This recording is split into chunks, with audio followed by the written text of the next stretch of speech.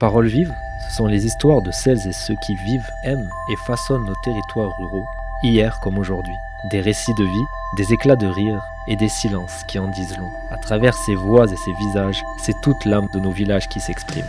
Elles venaient laver leur linge, mais elles venaient aussi beaucoup discuter des potins du village. En hiver, il y a le soleil et puis surtout, ce qui est très important, nous avons une vue magnifique sur le Canigou. C'est vrai que pour nous, c'est très important. On venait, on s'installait et on regardait nos joueurs de pétanque, notamment une dame qui s'appelait Nénette et qui venait jouer à la pétanque en talons. Parce que moi je suis passionné de patrimoine et de l'histoire du Moyen-Âge du village. Et au niveau des cérémonies religieuses, c'est au moins tous les 2 mois, une messe tous les 2 mois. Les chevaux, c'était vraiment intéressant à voir. Et le soir, ils avaient des réunions ici, la cave. Moi, toute petite, on marchait sur des pavés, sur des cailloux, disons, et de la terre, entre les cailloux. Quand on peut souligner l'importance au village, curieusement, il n'est pas centré, mais c'est le premier monument que l'on voit quand on arrive. C'est un lieu de pêche, il y a des truites dans cette rivière, et elle est assez poissonneuse quand même.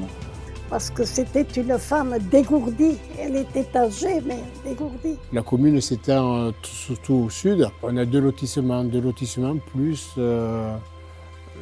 des extérieurs, quoi, des parties un peu isolées du village où il y a de la population. C'est les racines, il y avait quelques personnes, mais c'était des amis surtout de la famille. 3/4 des arbres qui sont partis, mais bon, je pense qu'ils ont été abattus alors qu'ils n'étaient pas morts. Elle est à la frontière entre 2 villages. Mais c'est vrai qu'elle démarre à peut-être 200 mètres d'altitude et elle se termine donc à plus de 1000. Donc ça a été la recherche d'un contact. Mon grand-père m'avait dit, mettez le pain là dehors et la fournée était prête à acheter. J'ai avancé dans le village comme tous les autres.